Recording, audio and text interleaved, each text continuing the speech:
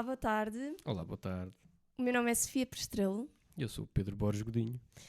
e, juntos, somos o hashtag Casal Casal Moderno. moderno. Que de moderno pode ter muito ou nada. Vamos descobrir ao longo desta nova jornada que decidimos iniciar, que é um podcast político, essencialmente, porque somos muito interessados na política, estamos envolvidos diretamente num partido, que é o Nova Direita, embora este podcast não seja um podcast da Nova Direita, é um podcast só nosso, porque temos imensos temas que gostaríamos de abordar e aprofundar, e nada melhor do que o próprio espaço onde nós podemos ser os nossos próprios comentadores. Exatamente. Nada melhor do que ter essa liberdade para podermos dizer a toda a gente aquilo que achamos, a maneira como olhamos para o mundo, como vemos as coisas, e também qual é que é a nossa proposta para melhorar aquilo que achamos que está mal. Exatamente, não é só reclamar e não propor nada de jeito, não. Nós queremos explorar imensos temas, desde coisas que acontecem no dia-a-dia, assuntos mais profundos, como, por exemplo, sistemas de governo. Já estou a dar spoilers sobre o que é que vamos falar mais à frente neste episódio. E esperemos que de algum modo isto contribua para quem também for interessado na política e queira ouvir uma perspectiva, se calhar, um bocadinho diferente. Exatamente, e vou dizer desde já para quem estiver a assistir e que nos quer ouvir falar sobre uma coisa que lhe interessa, pode nos enviar e-mail com um texto, perguntas, uma coisa que gostassem que fosse dita. Nós avaliaremos e assim que fizermos a triagem daquilo que nos enviarem, depois podemos perfeitamente introduzir os nossos episódios e damos assim a voz ao povo, Vox Populi. Pronto, importa também referir que nós não somos simplesmente militantes de um partido. Nós próprios estudámos Ciência Política e Relações Internacionais, tirámos o mesmo curso na Nova, FCSH, já há alguns anos. Uhul! Mas continua a ser um interesse recorrente, que eu acho que não vai desaparecer. Portanto, nada melhor do que o explorar um pouco para também... não para avivar a memória, ou seja, para manter de perto aquilo que também gostamos. Exatamente, viva a FCSH. FCSH, estou apaixonado. Eu acho que a FCSH não gosta muito de nós. Opa, isto pode ser só um romance de um sentido que eu não me importo. Eu acho que é uma relação um bocado tóxica. Mas eu gostei enfim, imenso de lá estar. Não quer dizer que as pessoas de lá gostassem muito de nós. Sim. Mas eu gostei imenso de lá estar. Foi um sítio ótimo e tenho sempre boas recordações da FCSH. Portanto, se quem lá andou ou se quem lá anda acha mal de nós, é para o lado que eu durmo melhor. Não, foi muito bom, mas pronto, não vamos entrar agora pela nossa experiência académica, isso pode ficar para outra altura. Sim, vamos ter muito tempo para falar disso. Exatamente. Até porque gastámos dinheiro a pintar a parede, a comprar estas luzes, os microfones, portanto isto vamos ter que render. Senão... Isto malta direita faz para render. Exatamente, não é caridade. Desocupados que andam a gastar dinheiro para depois deitar à rua. Mas pronto, feita uma introdução assim mais geral, vou explicar como é que isto vai agora funcionar. A ideia é termos 3 ou 4 rúbricas, ou talvez até 5 por episódio, ou seja, de segmentos diferentes. Não é só chegar aqui, falar de um tema e a javardar. Pronto. Que é assim, seria ótimo. Eu sou a favor disso. Que não tem problema nenhum. Existem vários modelos de podcast assim. Eu gosto mais do modelo de podcast onde as coisas estão organizadas e tem um sentido. Portanto, os episódios vão começar por um segmento de notícias, uma rubrica de notícias, onde vamos comentar 2, 3 notícias da semana passada, da semana anterior, aliás, e basicamente uma apreciação global. Depois vamos ter uma segunda rubrica que vai envolver acontecimentos esquecidos, que pronto, foi o mais difícil de planear, porque de facto são coisas que já ninguém se lembra, mas que importa voltar a trazer, porque ou são de relevância pública, política, do povo, na verdade. E a dificuldade está em nós próprios não nos lembrarmos. Portanto, temos que ir revisitar, ir buscar ao baú, andar a escavar no meio daquilo que já foi polémico ou que tenha sido amplamente difundido, e nós vamos ser as pessoas que vão buscar os tesourinhos. Exato, mas nós já lá chegamos, eu não vou dar mais spoilers, portanto, vamos começar pelo segmento das notícias.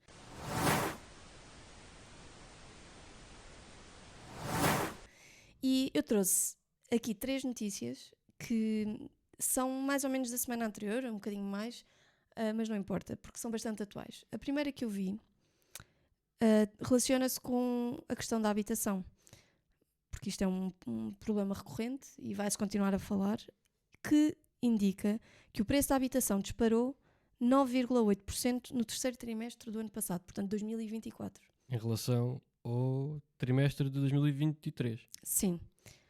Devido à implementação da isenção do IMT. O choque. Quem diria? Quem diria? Quando nós vimos a proposta do governo para prosseguir com a isenção do IMT, o Pedro disse logo: Que pena que não tivéssemos um podcast logo na altura para eu poder dizer eu disse. Eu avisei. Portanto, Ele avisou. acreditem. Ele avisou. Trust me, bro. Não, ele avisou e na verdade faz todo o sentido, porque se o problema é a falta de oferta, fazer aumentar a procura, não é preciso ser licenciado em economia para perceber o que é que vai acontecer ao preço das casas. Exatamente. Se nós vamos isentar as pessoas do imposto, que é uma coisa que não parece má. Não, à partida não. Em termos morais, acho que até parece bastante correto isentar as pessoas do imposto para comprar a casa para onde vão viver. Mas isso vai resultar no aumento da procura, porque as pessoas assim passam a ter mais dinheiro disponível. Se não têm que pagar o imposto, passam a ter mais dinheiro para a entrada. Se têm mais dinheiro para a entrada, podem contrair um crédito maior. E se podem contrair um crédito maior, na verdade, é mais dinheiro que, no geral, pode ser oferecido para comprar a casa. E se estamos com um problema de oferta, se as pessoas estão a competir umas com as outras para conseguirem comprar as casas, se, de repente, as pessoas, não todas, mas muita gente, sobretudo as pessoas que ainda não têm primeira habitação, se passam a ter a capacidade de não ter que pagar o IMT, que é um balúrdio, se calhar é um terço. É muito depende do valor da casa. Valor da casa. Exato. Depois também é um imposto progressivo, portanto, quanto mais alto o preço de venda, maior a percentagem do IMT. E como as pessoas passam a ter uma capacidade maior em termos da sua disponibilidade de capital para oferecer para uma casa, o que é que vai acontecer? Bom, obviamente que as pessoas vão usar essa disponibilidade e vão estar a competir pelo mesmo número de casas, que é pouco, é diminuto, e isso vai fazer aumentar os preços. Portanto, não me chocou nada. Eu já, na altura, infelizmente sem poder ter aqui uma prova de que o fiz, avisei a Sofia e várias pessoas à minha volta que isso ia ser pior. Ia acontecer, e aconteceu, e surpreendendo absolutamente ninguém. Exato. Pois, mas é que isto é uma questão que me faz pensar em relação a esta questão da oferta e da procura. Até a esquerda já admite que a questão é falta de oferta, já não estão aí a tentar impingir, quer dizer, também estão a tentar impingir limites de rendas. Isso tem outras repercussões, mas até eles próprios já conseguem admitir que o problema é a falta de oferta. Contudo, a proposta deles não é muito melhor, é a oferta só pública, sem promover a construção dos privados, que neste caso será uma grande vantagem para reduzir este problema. É uma coisa parvíssima achar que só o público, só todos, é que têm de contribuir para fazer habitação para os portugueses. Claro. Quando podemos ter perfeitamente pessoas a meter do seu próprio dinheiro para construir, que isso só vai ajudar a que... Então para ti é descabido esta obsessão da esquerda em limitar a ação dos privados na construção das casas. Claro que é, porque se temos pessoas que têm o dinheiro e estão dispostas a aplicá-lo para construir, para fazer prédios, para fazer casas, para... e não só, mas sobretudo, que é o que há mais falta agora, mas por que raio é que terá de ser o público, terá de ser eu a contribuir, querendo ou não, para construir prédios em Vila Real, ou em Bragança, ou em Vila Real de Santo António, vamos usar os exemplos extremos de Portugal continental, quando há pessoas que lá estão dispostas a gastar esse dinheiro, porque querem ganhar com isso, claro. Mas isso, o quê? Vai o público investir para depois estar a perder? Não. Também, se houvesse investimento público nisso, tinha que ser numa perspectiva de ganhar com isso. Ou seja, o Estado passava a ser senhorio. Por exemplo, não necessariamente estar a explorar as pessoas, mas é uma forma alternativa até de impostos. Em vez de depender 100% de impostos, se o Estado tiver um setor habitacional público que use preços de mercado, eventualmente um pouco mais baixos, porque o Estado não tem que pagar impostos a si próprio, é claro, aí era uma vantagem. Mas se não há dinheiro para isso, ou havendo pouco dinheiro para isso, e havendo a oportunidade de haver pessoas, ou empresas, ou grupos empresariais que decidem construir em massa para suprir as necessidades que o povo tem de ter sítios para viver, por que raio é que se há de limitar? Porque é que se acha imoral ser empresas, que não são mais do conjuntos de pessoas que estão interessados num objetivo comum, fazer aquilo que o público não tem capacidade para fazer? Eu digo-te, ideologia. Pronto, mais nada. É só sequer ideologia. ideológica. Como se a construção por privados fosse menos digna ou menos importante do que a do público. É a ideia de É uma ser... opção de que... Ser o empresário a fazer, eles é como o Drácula empresário... quando vê a luz começa a derreter. É uma coisa ilógica, só mesmo no reino da fantasia. Pois, porque para a esquerda, empresário igual a mau. Exato, Capitalista, mau. Capitalismo. Depois havemos de aprofundar se o capitalismo é assim tão mau como eles dizem. Spoiler, não é? Mas pronto, eu acho que deste tema estamos relativamente conversados. Também não é para aprofundar muito. Portanto, eu vou passar à segunda notícia que nos trouxe, que foi sobre a nomeação do novo secretário-geral do Governo.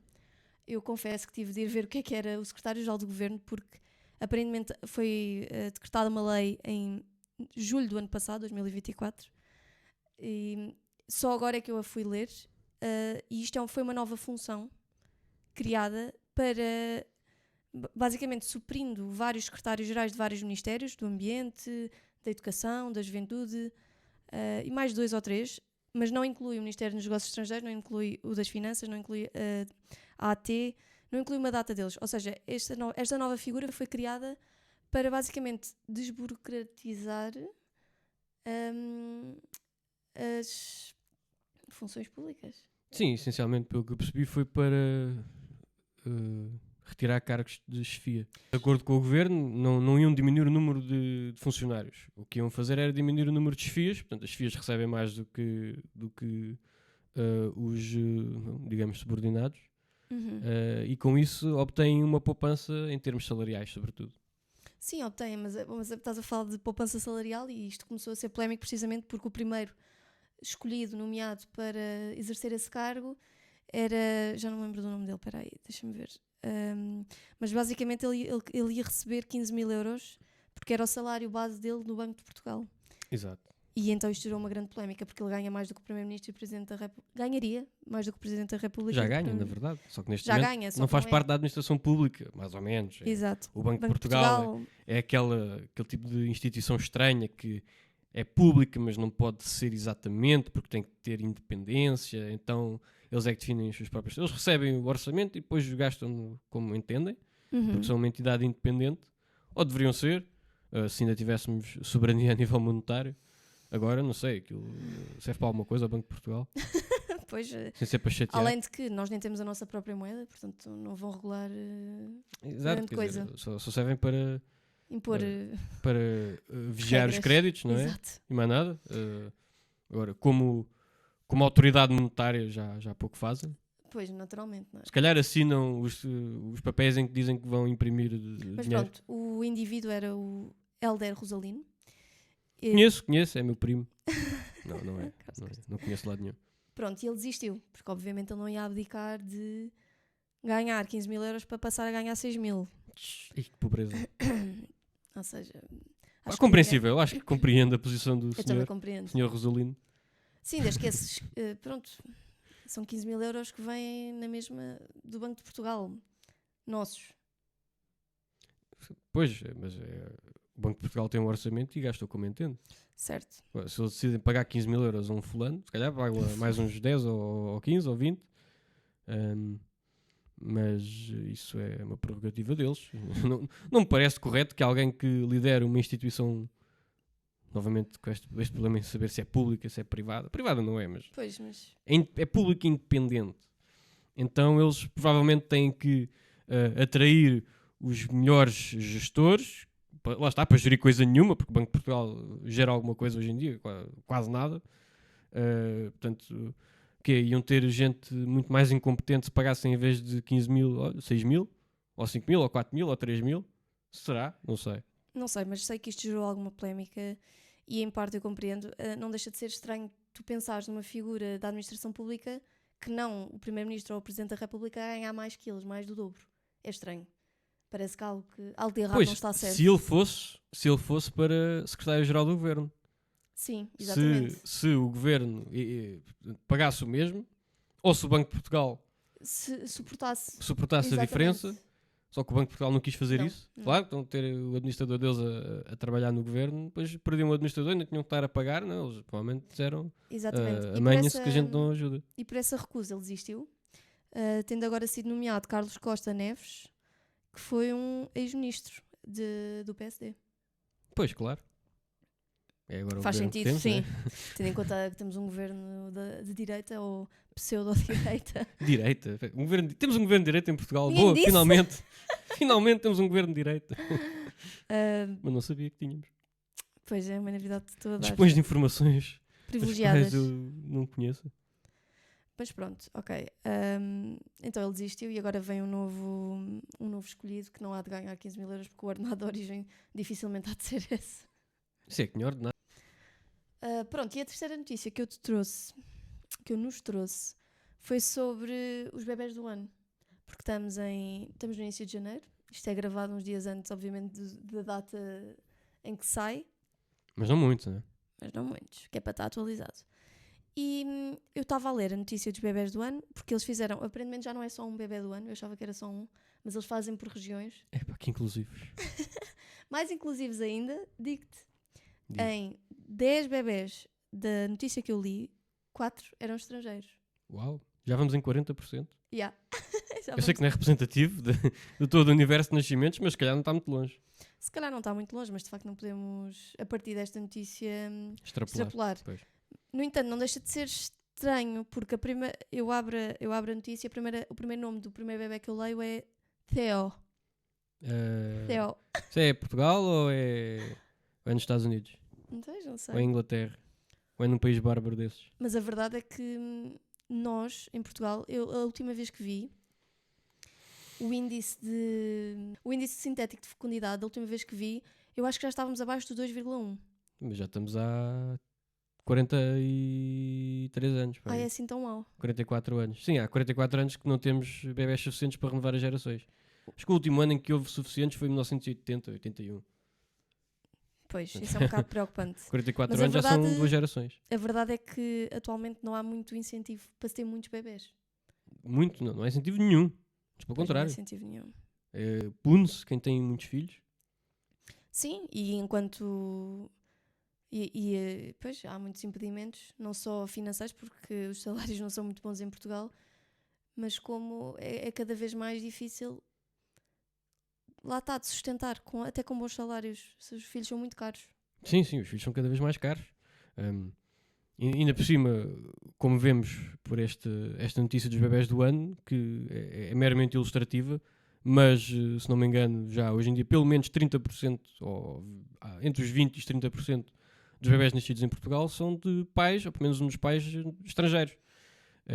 E isto quer dizer que os portugueses, os de cá, não estão a ter filhos suficientes, e os que vêm de fora têm mais. Portanto, isto por uma conta aritmética muito simples, vê-se que, havendo cada vez mais estrangeiros a nascer em Portugal do que portugueses, ou de origem, com pais de origem portuguesa, o que é que vai acontecer à sociedade? Vamos estar a assistir a uma renovação que está desequilibrada em função dos estrangeiros, em vez dos portugueses.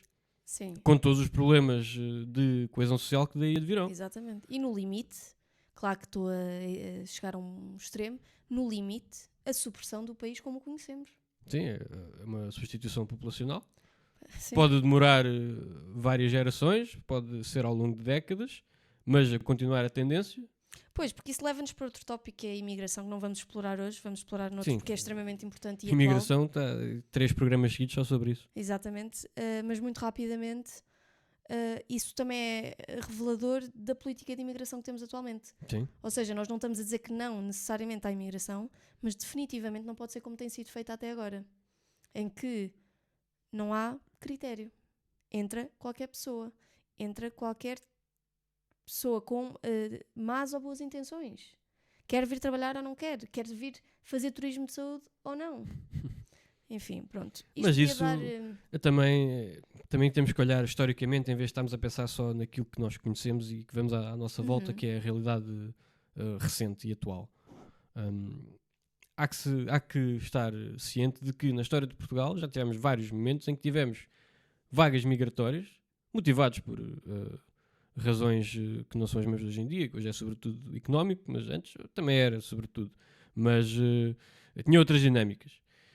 E já tivemos, em certas partes do país, grandes vagas migratórias que, ao longo de séculos, foram-se assimilando, aculturando. Hoje em dia é tudo português, já não fazemos distinção entre os portugueses que têm origem na Lusitânia, que tiveram origem na Germânia, tribos vindas do norte da Europa, do norte da África. Portanto, houve tempo suficiente e um aspecto que eu já vou dizer, que fez com que essas pessoas fossem integradas ao longo de várias gerações e de séculos. A grande diferença entre o que acontecia antigamente e o que acontece hoje em dia é que hoje em dia os que cá estão têm muito menos filhos. Portanto, as gerações dos que cá estão não se renovam. E na altura podiam vir vinham assim os germanos. Vinha aí uma data de famílias de germanos. Vêm uns gajos ruivos que vêm aqui mudar a nossa população. Mas a população de cá tinha 7 filhos por mulher, ou 8, e os germanos também. Portanto, havia um equilíbrio. Pois. A diferença que hoje em dia é que quem cá está, quem mora cá, tem 1,3 ou 4 filhos por mulher ao longo da vida. Não sei ao certo, mas é por aí. Exato, ao longo à volta desses números. E quem vem de fora tem bastante acima de 2 em alguns casos. Portanto, assim se vê a diferença fundamental entre a migração histórica dos últimos 900 anos em Portugal e a migração e os efeitos na população que tem dos últimos, sobretudo, de 20, 30. Se formos até quando deixaram de se fazer as renovações geracionais em Portugal de forma natural, que foi início dos anos 80, depois, contrastando com as grandes vagas migratórias que também começaram nos anos 80, sobretudo nos anos 90, aqui vemos o grande risco para o futuro de Portugal. Sim, é um tópico muito atual e certamente voltaremos a ele. Mas pronto. Sim, infelizmente vamos ter que voltar porque isto não vai acabar e mais à frente, noutros programas, falaremos do que são as nossas ideias para corrigir este mal que não é só de Portugal, é de todo o mundo industrializado moderno, que é o de poucos filhos e da sua vulnerabilidade aos migrantes. Pois. Portanto, as sociedades que se veem confrontadas com um grande número de migrantes, que é um número demasiado grande para conseguir assimilar em tempo útil, versus, por sua própria vez, não conseguirem regenerar as suas populações, vamos ver o que é que isto vai dar no futuro. Não há de ser coisa boa e vamos ter umas dores de crescimento se conseguirmos superar, mas acho que um dos maiores desafios das nossas sociedades é precisamente lidar com esta situação, arranjar uma forma de conseguirmos impedir que as migrações venham alterar por completo de forma até irreversível e nociva, no sentido de podermos estar perante uma sociedade que vai passar a estar dividida por linhas sectárias.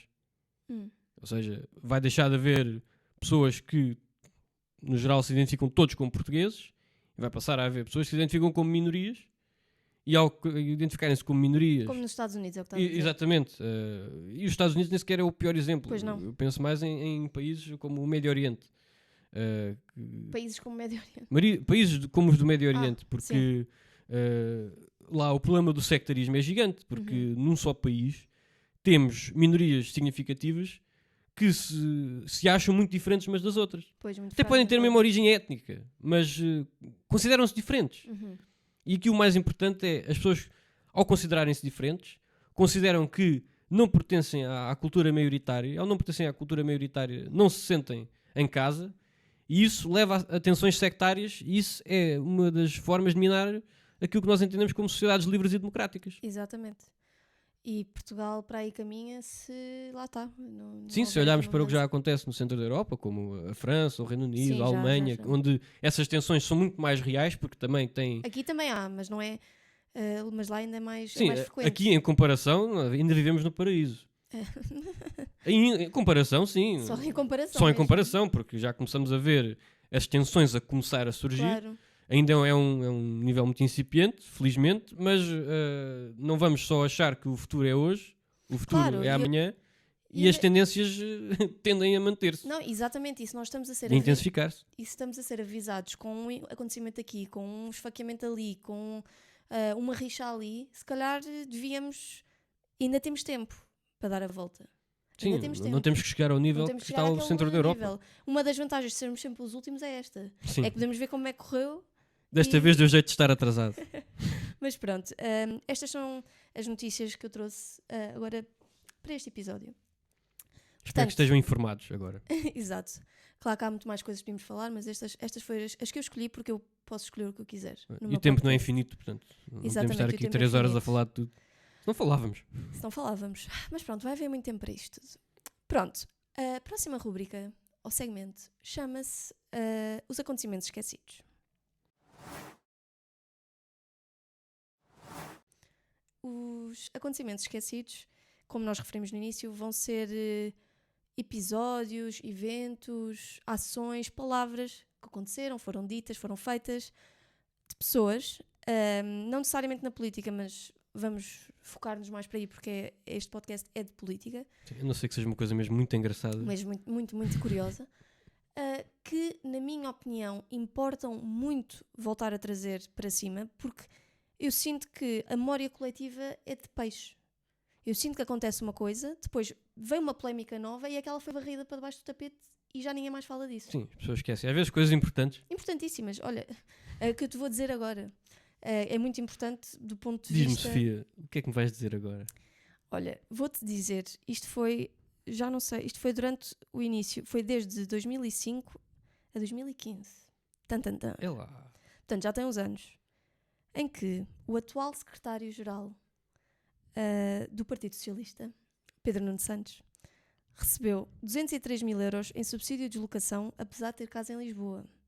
Subsídio de educação desde São João da Madeira? Sim, isto porquê? Porque ele é originalmente de São João da Madeira, que fica bem lá no norte.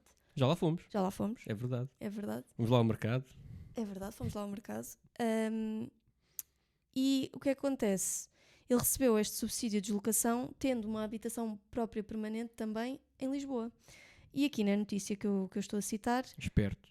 exato, indica necessariamente que, embora ele vivesse em Lisboa, ele diz que essa Casa de Lisboa foi a primeira habitação permanente em Lisboa, mas não era a principal.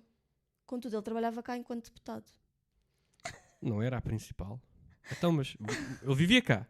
Porque trabalhava cá como Em deputado. Lisboa, sim, ele tinha uma casa permanente em Lisboa. Portanto, ele tinha o dom da omnipresença.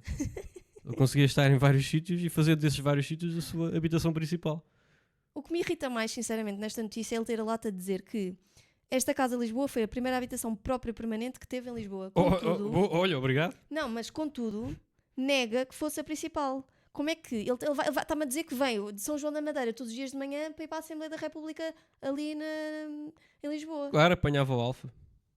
Todos os dias de manhã apanhava o Alfa. Pá, isto irrita-me Isto é solenemente. ridículo. Como é que... As pessoas, quando são confrontadas com coisas absurdas, têm respostas absurdas. Isto é uma resposta absurda. Absurda. É tipo aquele fulano que nos deu... que nos fez de motorista na Madeira. O que é que tem? Aquele fulano que, pá, era um tipo extraordinário. Mas depois, quando nos perdemos no meio de Câmara de Lobos, ele tinha o GPS no carro. E eu perguntei-lhe, olha, meta aí o GPS. Ele, Não, eu não meto o GPS porque não costumo vir para aqui. E nós ficamos a pensar. fiquei muito confusa. Exatamente. Então, se não costuma vir para aqui, pronto, Por favor, meta o GPS. liga o Não, é GPS. que eu não costumo vir para aqui. E o homem a amarrar nisto. Não, eu não costumo vir para aqui, portanto eu não uso o GPS. Isto é uma resposta desse género. Achas? Quando é confrontado com uma coisa absurda, dá uma resposta absurda ao mesmo nível. Pronto, mas eu queria mesmo focar-me um bocadinho ainda nisto, porque, embora nos faça rir, sinceramente irrita-me. Porque ainda por cima Pois, vindo são ele de um 203 mil razões para ficar irritado. partido, exatamente, com dinheiro público. Pois claro. Portanto, eu não percebo, sinceramente, a memória coletiva do mal que o Partido Socialista já fez a este país, que também já pode ter feito bem, eu não vou ser totalmente injusta, mas Porque se você fez bem este país. Pode ter feito, eu não estou só a não negar a possibilidade de ter feito uma coisa ou outra bem. Agora acho que Epá, podemos... eu tenho muitas dúvidas, mas pronto. Tá bem, Ainda bem mas- que aqui somos livres de pensar. Exato, somos livres de pensar. Eu estou só a dizer, enquanto estou a tentar não extremar demasiado este debate para a ideologia, estou a tentar ser... Quer dizer, PS, tudo mal, tudo mal. tudo mal. Tudo mal. Vivemos na era É assim, se nós formos à balança, escura. eu consigo dizer que eles fizeram mais mal do que bem. Aí podemos concordar. Agora, eu não acredito que façam sempre tudo 100% mal. É só isso que eu estou a dizer. Mas pronto, Pronto, não os estou a defender. isto é o momento em que reconhecemos que as pessoas do PS são seres humanos. Sim, toda a E gente... também há gente com boas intenções. Claro que sim, há pessoas com boas Infelizmente estão muito intenções. mal orientados, porque se têm boas intenções de serem do Partido Socialista, Pronto. há uma discrepância de valores. Mas vamos só focar aqui nesta notícia. Eu estava a dizer que isto irrita-me particularmente porque é de uma hipocrisia, principalmente vindo do Partido Socialista, alguém a dizer que é pelo povo, a dizer que é pelos trabalhadores, a dizer que quer dar uma vida melhor aos portugueses e depois tem a lata de sugar 203 mil euros ao erário público com uma desculpa esfarrapada destas. É que nem é por necessidade. Dava para pagar o salário de 12 ou 13 técnicos superiores na administração pública, do ano inteiro. Ok, mas pronto, isto foi 203 mil euros ao Sim. longo de Foram ao longo de 10 anos. 10 anos para aí. Pronto, era o salário de um trabalhador durante esses 10 anos.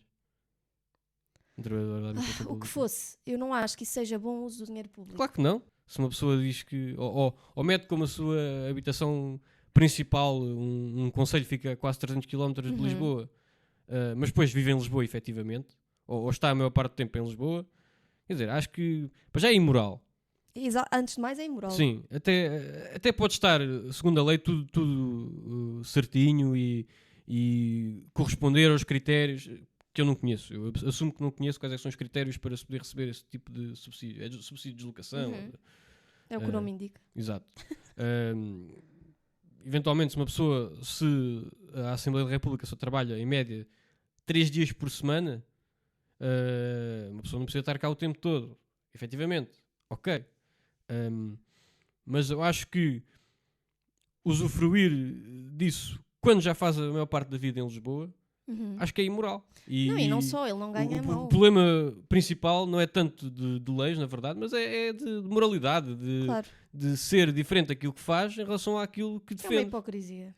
Mas pronto, Ora bem. do PS eles estão cheios disso. Sendo absolutamente direto, sim, é hipócrita. Pronto, ok. Este foi o nosso momento esquecido da semana. Vamos passar agora à próxima rúbrica, que é uma rúbrica que eu criei, que eu acho que é muito interessante explorar. Isto é tudo para explorar. Que é, eu não quero dizer em inglês. Por favor, não digas. Que Isto é um podcast de é patriotas portugueses. podcast. Só para ressalvar que ele disse podcast. Um podcast podcast, de patriotas portugueses, e aqui não se fala em estrangeiro, ok? Tirando a palavra podcast, mas pronto. Pronto, esta rubrica chama-se Padrões Dupla padronização. Dupla Padronização, a.k.a. Double Standard. A.k.a. Pronto, também conhecido por Double Standards. Em que vamos explorar precisamente o que o nome indica, que é situações que de uma forma são aceitáveis, mas de outra não. Ou porque é que de uma forma são bem percepcionadas ou de outra não. E o que eu te trouxe hoje é porque é que a extrema-esquerda é percepcionada como algo bom, normal, natural e necessário à democracia e a extrema-direita não. Resposta curta: este regime é coxo. Porque nasceu a mancar à esquerda, portanto, tudo o que seja um passo para a esquerda é considerado normal neste país. Tudo o que seja um passo para a direita, ou melhor, as coisas que estão à direita são consideradas como estando um passo à direita. Portanto, para este regime, ser de centro é ser de direita, ser de direita é ser de extrema-direita, e ser de extrema-direita é ser o pior que existe. E por isso, como temos um regime manco, isto não é só em Portugal, obviamente, mas Portugal tem esta particularidade de ter o regime nascido coxo. Mas não é só isso, eu acho que também é tudo, eu acho que a percepção tem muita força. Aliás, na verdade eu tenho uma grande dúvida em porque é que, aliás, como é que nós podemos definir a extrema-direita e a extrema-esquerda, na verdade? Porque se formos considerar extrema-direita, é a direita em relação ao quê? Pois, porque depois ainda há a parte social e a parte económica. Em que, por exemplo, Sim, de forma geral, sim. A Iniciativa Liberal é um partido que de direita, que economicamente até pode ser considerado direita. Sim, até mas extrema-direita económica. Se entendemos a direita económica como a liberdade de empresa total da empresa. Exatamente. E por outro lado, socialmente, eles poderiam ser considerados, não digo de extrema-esquerda, mas perto. Sim, no mínimo dos mínimos, centro-progressista. No mínimo. Sim, são muito liberais. Em certas coisas até de esquerda. Ou pelo menos aquilo que costumamos associar à esquerda. Exato. Que é questões sociais mais mas pronto, então ditas progressistas, que não são regressistas. Então porque é que olhamos para a nossa Assembleia, olhamos para o PCP, olhamos para o Bloco de Esquerda, está tudo bem, está tudo normal, olhamos para o Chega, que eu nem considero de extrema-direita. Pois, isso é que é o mais extraordinário, porque se consideramos o Chega de direita, que não acho que seja um partido de direita, até porque a sua proposta económica não tem nada a ver com liberdade. Não, e eles próprios já admitiram que viraram à esquerda na economia. Eles fizeram uma super live. Portanto, afinal, como é que se pode considerar o Chega de extrema-direita? Portanto, mas lá está, a questão aí é socialmente de direita. Mas o que é ser socialmente de direita? Olha, contra o aborto, então, contra a eutanásia. Então o que dizer do novo partido que existe na Alemanha, que é o Bündnis Sarah Wagenknecht, que é um partido nacionalista, que se fosse só por isto pensaríamos, extrema-direita. Mas não, eles são quase comunistas. Então, mas como é que é possível? Em Espanha também há os partidos nacionalistas, há de esquerda e há de direita. Pois, então que sentido é que faz considerar que pessoas com um pendor patriótico ou até nacionalista são automaticamente extrema-direita? Mas isso também é um epíteto que não faz sentido. Aliás, é demasiado redutor e nunca tem em conta as nuances das situações. Eu também acho, mas eu também acho que isto também é fruto e produto do regime a funcionar. Sim, isso já tomamos como garantido que os regimes... Ou seja, há propaganda nesse sentido. Certo. E considerando que fomos muito mais governados pelo PS desde o 25 de Abril, e enfim, o PSD, eu não considero propriamente, lá está muito à direita, mesmo que se diga... Quer dizer, chamam-se Partido Social Democrata. Mas pronto, isso é o tal manquejar à esquerda deste Exatamente, manquejar à esquerda. E, portanto, há uma também tendência na propaganda política desse sentido. E acho que isso ajuda à percepção global de que a extrema-direita é má. Aliás, eu até vi um tweet ontem, acho eu, numa conta que eu não sei se é paródia. O Pedro acha que é paródia, eu não acho que seja paródia. Que é não digas o nome, não vamos dar importância não vou dar o nome, não vou dar importância nenhuma. Vou só dizer, o tweet dizia: no meu mundo ideal, de extrema esquerda, vocês tinham todos direito a voto, habitação, saúde, tudo o que tem direito. Acredito bué. E depois dizia, e no vosso sistema ideal de extrema-direita, o vosso não era para nós necessariamente, era para a população do No vosso modelo ideal de extrema-direita, eu estaria num campo de concentração. E eu leio aquilo e eu penso, pois, porque os gulags não existiram e... Sim, os gulags são propaganda. E a comida era garantida, não tinhas de racionar. Claro, as filas para ir comprar o pão é filas de quilómetros, mas era porque faz bem à saúde das pessoas estarem em pé durante várias horas. Ora, nem mais. Nós não é que não percebemos, nós é que somos E faziam bem não estar sempre a comer, porque faziam aquela coisa que agora se chama do jejum intermitente. Exato, então isto era ótimo. Afinal, a extrema-esquerda tem como inimigos, tal como a extrema-direita, partes da população que não faz sentido ter como inimigos e às vezes até são partes da população que não existem, são fábulas. E a extrema-esquerda, quem é que vê como inimigo? Vê como inimigo a pequena burguesia, empresários, portanto, todos aqueles que assumem uma posição hierárquica social intermédia ou alta. E nós achamos, bom, é normal, quando em todas as organizações em que nós já trabalhámos ou estivemos inseridos, o normal, até porque é assim que funciona melhor, sobretudo quando estamos a falar da organização do trabalho, é funcionar num regime piramidal. Portanto, as ordens vêm de cima, vão sendo distribuídas pelos vários níveis, até chegam cá abaixo, e cá de baixo, se for bem gerido, as pessoas que estão em baixo dão informações de volta a quem está acima, nomeadamente se o seu trabalho está a ser bem feito, se podia ser melhor organizado, se estão satisfeitos, se não estão, Isso vai subindo e se estiver tudo a funcionar, as cadeias de comunicação funcionam de maneira a que a estrutura piramidal seja a melhor para todos. Dentro do possível, porque nem toda a gente tem capacidade para gerir. Há pessoas que só lhes interessa fazer trabalhos manuais. Mas é verdade. Prémios de participação para toda a gente. Claro, não fez nada, teve encostado o tempo todo, vai receber na mesma o prémio de produtividade. Epá. Então, mas vá, em suma, porque é que achas então que a extrema-direita é vista com maus olhos e a extrema-esquerda com bons? E agora vou fazer o contraste. Quem é que a extrema-direita vê como inimigos? Normalmente a extrema-direita vê como inimigos elites muito no topo, ou aquelas pessoas que alegadamente estão no fim da pirâmide. Portanto, a extrema-direita costuma ver mais como inimigos os extremos e a extrema-esquerda vê como inimigo quem está no meio. Ora, uma sociedade funciona de forma mais harmoniosa com o contributo de todos, sobretudo quem está no meio. Porque quem está nos extremos, de uma forma ou de outra, não está inserida totalmente na sociedade no geral. Estamos a falar de pessoas que estão... Agora vamos dar um exemplo da extrema-direita, considerar as minorias como não sendo sequer dignas de pertencer à sociedade. No limite estamos a falar de minorias. Portanto, é uma parte pequena da população. E no outro extremo, consideram que as elites são contrárias aos interesses do povo. Novamente, também são partes muito pequenas que não estão implicadas no processo de criação de riqueza, que é o que nós fazemos todos os dias. Nós todos os dias trabalhamos para criar riqueza, para poder usufruir do resultado dessa riqueza para nós e para os que nos são próximos. E qual é a versão disto que faz menos sentido? É precisamente aquela que vê com maus olhos quem está no meio, que é ridículo. Porque é que havemos de considerar inimigos da sociedade quem está a olear a máquina que permite que a sociedade exista de forma eficiente? É ridículo. No limite, a extrema-direita tem um problema de falta de universalismo. E que também não nos interessa agora achar que uma pessoa que está no fundo da pirâmide, por não se inserir, que momentaneamente, que não merece nunca sequer ter a oportunidade de o fazer. Ou que as elites, que também existem para...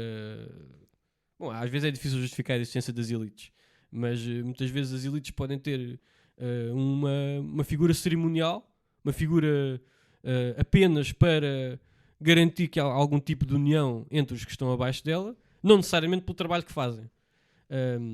E no limite, quando temos uma sociedade ideal da extrema-direita, peca precisamente por não ver os seres humanos todos como iguais. Isso não está certo.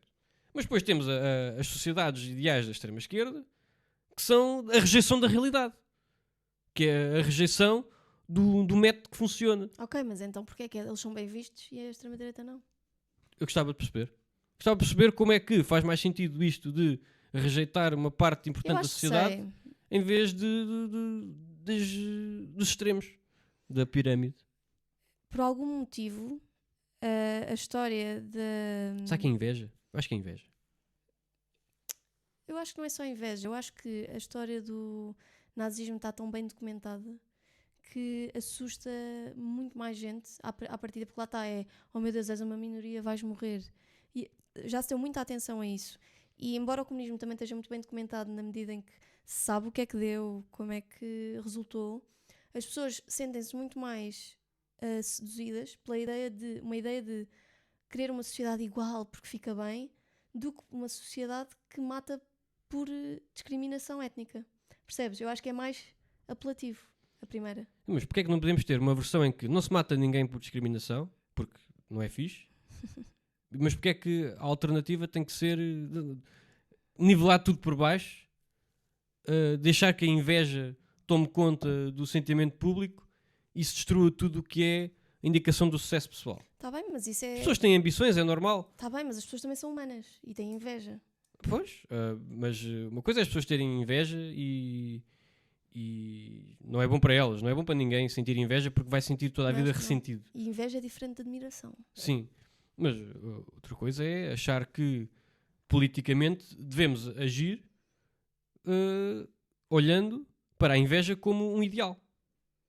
Se nós agimos segundo a nossa inveja, assim, mas não quer dizer que eles sejam propriamente bons da cabeça. Não, eu não concordo. Eu acho que tendo em conta que conseguimos ser uma democracia, nenhum dos extremos há de ser bom.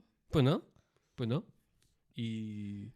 Só que também me sinto mais coxo em termos institucionais por já se ter essa percepção em relação à extrema-direita, mas faltar-nos essa clarividência de espírito em relação à extrema-esquerda. Exatamente. Mas Felizmente são uma minoria em termos políticos. Eu acho que começa a virar. Eu acho que se tem visto devagarinho, acho que se tem visto uma maior oposição àquilo que a extrema-esquerda prega. Espero. Mas pronto. Esperemos Vamos que sim. não alongar-nos muito mais, porque temos de passar à próxima rubrica, ao próximo segmento, que é um segmento onde vamos, agora sim, aprofundar temas. Agora é que vamos aprofundar. Agora é que vamos aprofundar. Pode ser qualquer coisa como a regionalização, pode ser sistemas eleitorais, qualquer coisa nesse sentido. E hoje vamos falar de formas de governo. Que são eles. Porquê? Porque ultimamente se tem falado muito em presidenciáveis, candidatos presidenciáveis, ou potenciais candidatos às presidenciais. Exatamente. Já anunciou... Joana Amaral Dias. Foi a única? Ou já houve mais alguém que anunciou a candidatura? Não sei. Bom, mas pelo menos essa já anunciou, com o apoio do ADN. Enfim. Não, ela distanciou-se do apoio do ADN. Logo. Foi anunciado e distanciou-se logo. Bom. Mas pronto, então... Dirá alguma coisa sobre a personalidade. Achamos que é um tópico recente, atual... Recente não, atual. E que merece também alguma luz a incidir sobre ela. Parlamentarismo, o semipresidencialismo e o presidencialismo. Pronto, ele vai começar por definir o sistema de governo parlamentarista.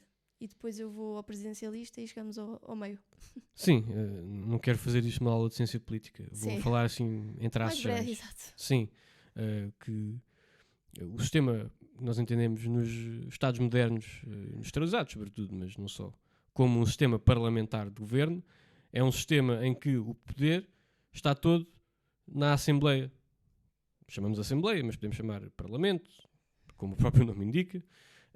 Isto quer dizer que o governo, ou seja, os detentores dos cargos públicos de topo eleitos, são escolhidos ou diretamente por quem vota, dependendo do sistema eleitoral, ou só pela Assembleia, ou pelo Parlamento.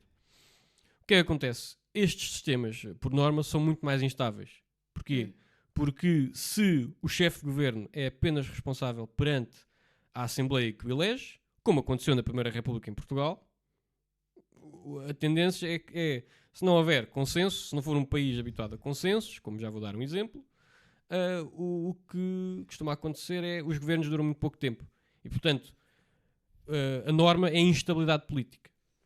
Um governo parlamentar, como só depende daquela Assembleia, também aconteceu na França, antes da Quinta República Francesa, logo a seguir à Segunda Guerra Mundial, e por isso é que, no caso de França, foi uma transição suave, graças ao general de Gaulle, e em Portugal foi uma transição um pouco menos suave, que foi para o Estado Novo.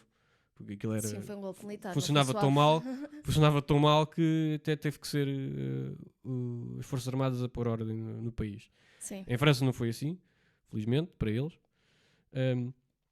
E esses são os maiores males do sistema parlamentar. Curiosamente, há um país relevante hoje em dia que tem um sistema parlamentar de governo.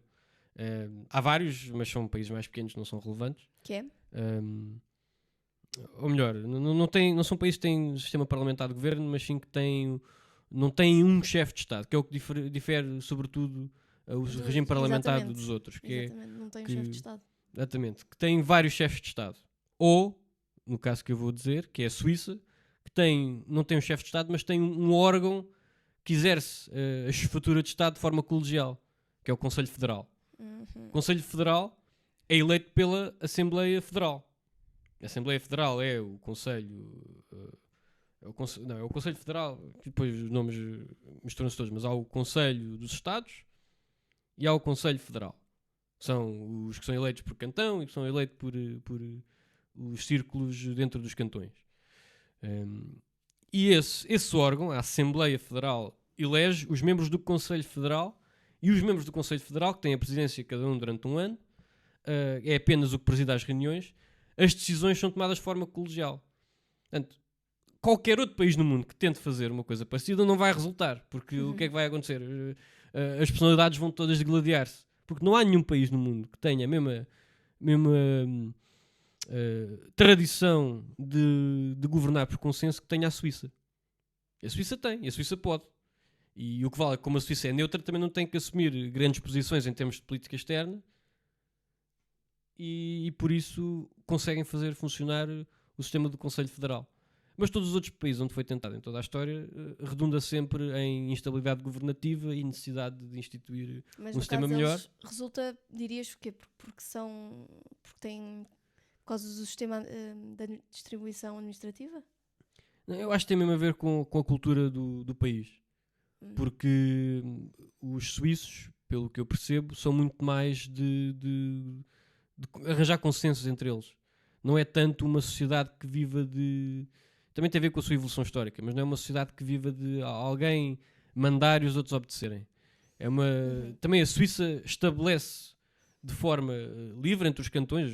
Não foi um fulano que à força juntou a Suíça toda. Não, foram os cantões da Suíça, também devido às suas características geográficas de grande isolamento, que numa determinada altura da sua história começaram a juntar-se para ter força em conjunto para se defenderem das potências que tinham à volta, a França, o norte de Itália, os Estados germânicos, a Áustria. E essa história, na formação do Estado suíço, fez com que se desenvolvesse essa cultura do consenso.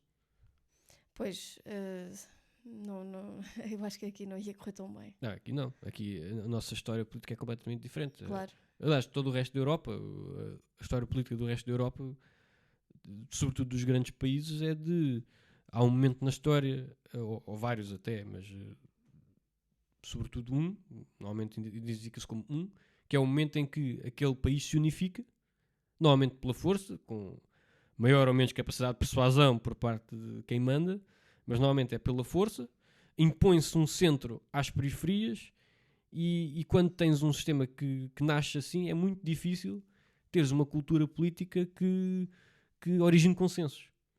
E por isso, uma cultura que origine. Ok. E por isso é muito difícil teres esta capacidade de, nesses países centralizados à força, de se conseguir governar de forma colegial como se faz na Suíça. Pronto. Aqui temos uma visão geral da forma de governo, que é o sistema parlamentarista. Vou falar agora um pouco do que é o sistema presidencialista. Em total oposição ao que o Pedro acabou de elencar, só existe... ou seja, o chefe de Estado é também o chefe do governo, que tem o poder executivo. E ele é, por exemplo, o caso mais assim, óbvio que temos é o dos Estados Unidos. É o mais puro sistema presidencialista, em que o presidente é também o primeiro-ministro, não havendo uma figura isolada para o primeiro-ministro, e ele é nomeado, neste caso já tem a ver com o sistema eleitoral, mas é nomeado por grandes eleitores nos Estados Unidos. A diferença fundamental é que o presidente do sistema presidencialista é o presidente do Conselho de Ministros. Então é o primeiro-ministro, é o que eu disse.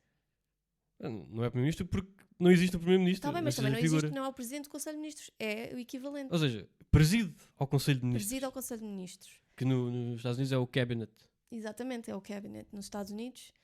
E aliás, na América é a forma de governo mais habitual, é o presidencialismo. Sim. E o Brasil, por exemplo. O Brasil também tem. Brasil, exatamente. Argentina, vamos a dizer os países da América do Sul, têm todos um sistema parecido. Porque lá está, eles não têm reis, nunca tiveram, não têm esse legado institucional. É sim, o Brasil já monarquia. teve um rei. É verdade, mas já também era uma monarquia que era muito pouco monárquica. Era como se fosse uma república, mas com um rei. É como nós tivemos depois da Guerra Civil. Também tivemos uma república com um rei. Pronto, e qual é que é a vantagem essencialmente do presidencialismo? É que se elege, ou seja, há uma base de legitimidade na medida em que ele é eleito. Ou seja, as pessoas escolhem aquele chefe de Estado / chefe de governo. Ao passo que aqui, por exemplo, no nosso caso português, que também já vamos falar, que é o semipresidencialista, o chefe de governo é nomeado pelo Presidente da República. Exato. Que, em bom rigor, nunca foge muito àquilo que é o expectável, que as pessoas votaram, mas o Presidente da República pode escolher quem ele quiser. Exato, pode escolher um tipo qualquer da rua. Zé Manel, queres ser Primeiro-Ministro? Anda aqui. E pode, tem essa prerrogativa. Pois tem. O Presidente da República em Portugal pode fazer isso, não só em Portugal, mas vamos falar do caso Mas português. pronto, eles não têm feito muito isso por razões óbvias, para Sim, haver também coerência as pessoas política. também não são estúpidas, não é? Claro. Algumas são. Algumas são muito estúpidas. Mas acho que nunca tivemos um Presidente da República particularmente estúpido.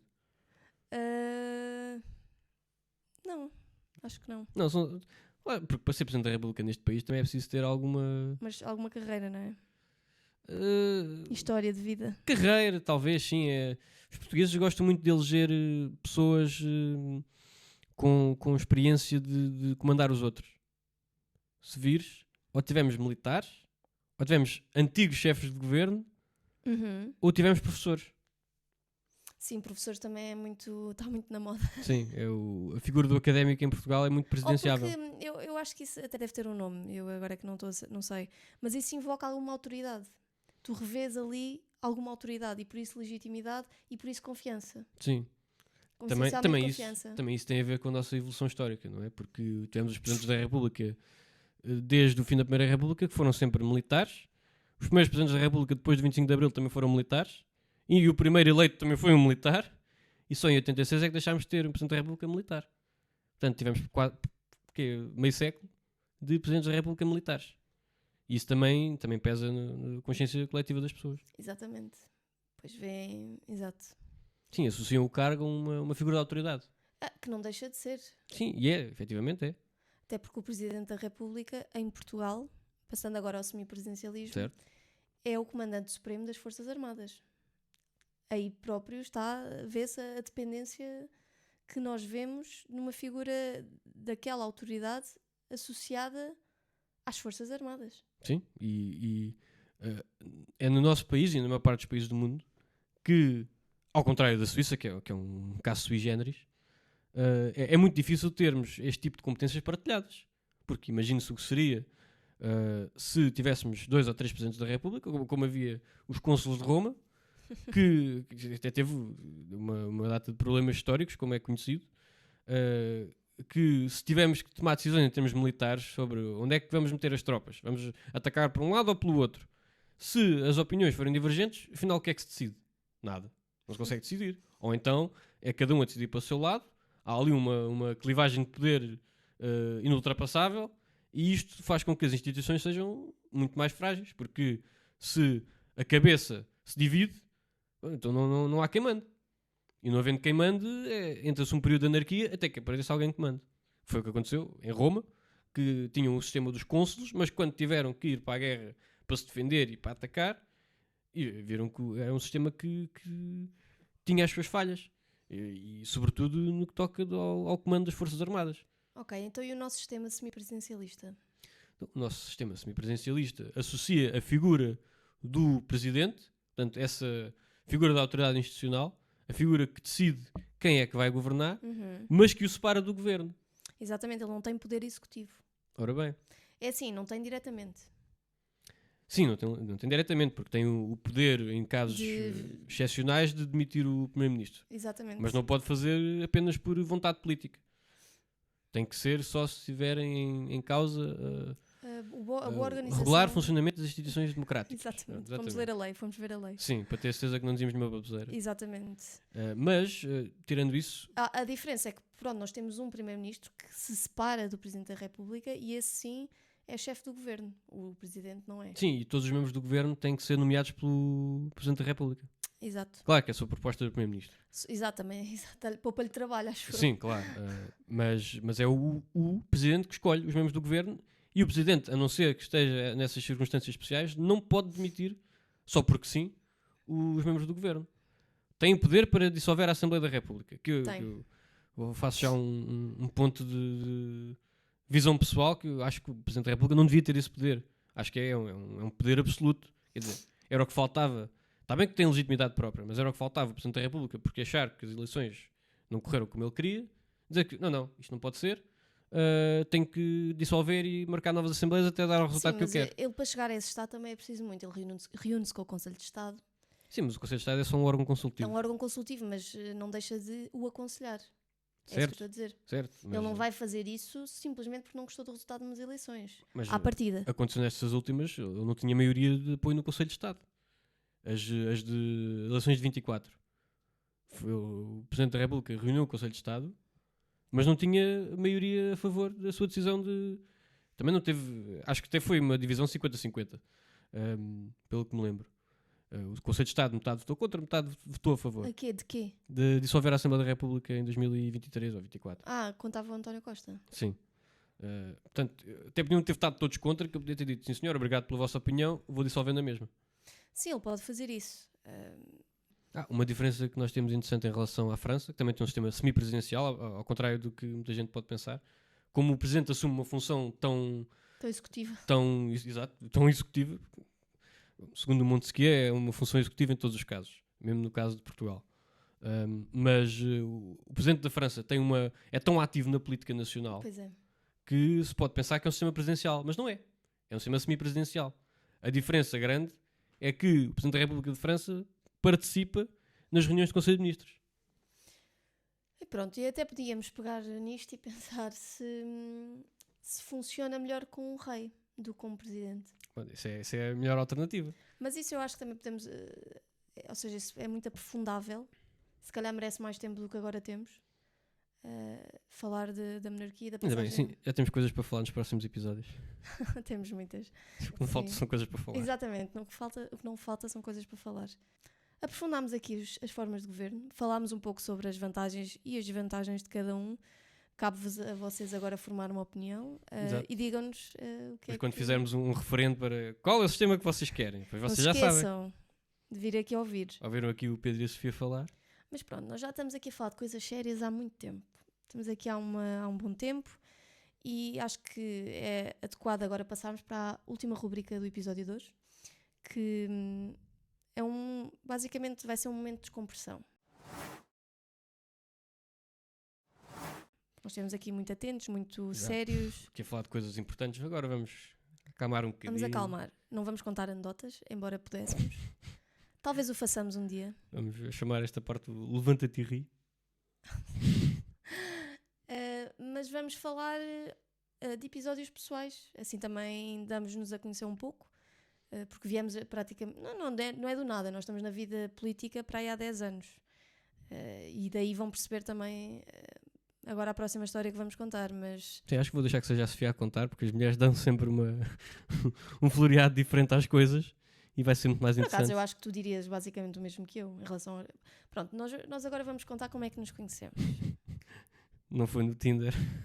Ui, não foi no Tinder, já foi há muitos anos. É hoje em dia que as pessoas se conhecem nas aplicações. Nós conhecemos-nos há quase 10 anos, em 2015. Exatamente. E começámos a namorar em 2015. Exatamente. Portanto, foi muito uma coisa a seguir à outra. Sim, quando faz sentido, não há cá para tempo. Exatamente. Isso é outro tópico que podemos explorar, que é as pessoas complicam demasiado as relações, mas enfim. Nós conhecemos-nos numa manifestação em Lisboa. Que ativistas que nós éramos. Sim, mas não foi uma manifestação da esquerda. O quê? Como assim não foi uma manifestação da esquerda? Não, era uma manifestação na altura anti-refugiados. Pimba! Que fazia todo o sentido na altura, porque foi na altura do Bataclan, foi na altura do Charlie Hebdo, ou seja, já havia muitos indícios de que... Do autocarro em Nice? Sim, depois houve também um ano ou dois depois em Bruxelas, mas enfim, no ano de 2015 já havia todos estes indícios de uma imigração menos simpática, passando o eufemismo. E na altura fez-nos sentido, nós não nos conhecíamos, lá está, conhecemos-nos lá. Tu pelas tuas razões foste àquela manifestação, eu pelas minhas razões fui, que basicamente são semelhantes, era a segurança nacional, era o medo que isso nos acontecesse a nós, e na verdade o que me explotou interesse na política foi um evento muito específico na Nigéria, em que um conjunto de raparigas de um colégio católico da Nigéria tinham sido raptadas pelo grupo terrorista islâmico do Boko Haram. E lembro-me na altura, isto para mim, eu tinha 16 anos, ou 15, e foi um grande abre-olhos. Eu nem queria acreditar que havia tanta maldade assim no mundo. E então, a partir daí, comecei a estar mais atenta a estes movimentos islâmicos. Depois na Europa começou a surgir todos estes atentados, e então eu decidi, nesse dia, acho que foi 1 de setembro, ir a essa manifestação. Essa manifestação era do PNR na altura, entretanto saímos pouco tempo depois, relativamente pouco tempo depois. Sim, demorámos pouco tempo a perceber que aquilo não era propriamente um sítio com pessoas muito focadas para fazer coisas de bem pelo país. Não eram, e nós não queríamos aquilo para nós. Nós tínhamos uma visão para Portugal não tão... Mais universalista. Sim, não tão extremada. Sim, a visão do PNR é muito exclusiva. Sim, atrevo-me a dizer, lá está, extremada. Sim, não era nada do que é a nossa identidade histórica. É uma parte, parcialmente bebiam daquilo que era a sua visão de Portugal, mas é uma visão de Portugal que não corresponde à nossa identidade. Nem é a nossa história, mas pronto, não querendo aprofundar, porque não é isso que interessa aqui. Conhecemos-nos nessa manifestação. Eu estava a segurar um lado da faixa e o Pedro estava a segurar a outra ponta, e depois no fim da manifestação acabou no Terreiro do Paço, pousámos a faixa e aproximámos-nos um do outro e começámos a falar mal da contra-manifestação a haver em frente, e a partir daí o resto é história. Exato, o resto é a nossa história. Exatamente, que quase 10 anos depois estamos cá como #CasalModerno. Pronto, e aqui estamos. Espero que isto tenha sido interessante. Nós temos de ir. Já se faz tarde. Eu vou jantar francesinha, que eu gosto muito. Isto aqui é gente que trabalha, não somos malandros. Exatamente, temos muita coisa para fazer. Portanto, se ouviram até aqui, ou só ouviram um pouco, obrigada. Voltamos para a semana com mais um episódio, no mesmo dia, à mesma hora. Isto é só o início, hein? Isto há de melhorar ainda mais. Sim, ainda estamos verdes. Sim. Pera, não, que horror. Não, sim, verde, ganda verde. Pronto. E o Sporting. Enfim, pronto. Sayonara. Então, mas estás a falar estrangeiro? Fala português para as pessoas. Então pronto, vá. Dizes tchau aí. Fiquem Joinha. bem. Joinha. Fiquem bem. A gente vê-se para a semana, ok? Tchau. No way.